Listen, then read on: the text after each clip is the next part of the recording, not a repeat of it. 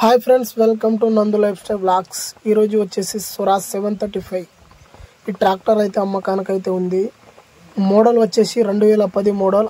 Agriculture కాగితాలు అయితే CC కొట్టి అయితే ఇద్దామని ట్రాక్టర్ ఆయన అయితే చెప్పిండు ఫ్రెండ్స్.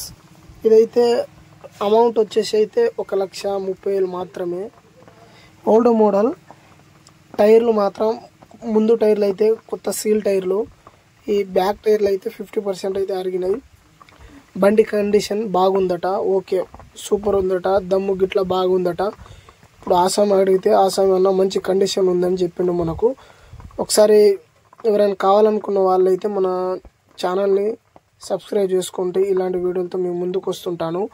ఒకసారి బండి మొత్తం మీరు చూడండి, ఫుల్ వీడియో చూడండి ఫ్రెండ్స్.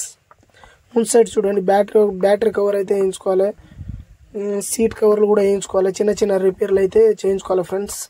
బండి చూడండి, ఇది ఓల్డ్ మోడల్ కాబట్టి కొంచెం ఇంటి వరకు అయితే వాడుకోవడానికి అయితే యూజ్ అవుతుంది. ఇది ఎక్కువ శాతం అయితే యూజ్ చేయలేం కదా, 2010 మోడల్ ఇది కాబట్టి చూడండి మొత్తం బండి ఎట్లా ఉందో.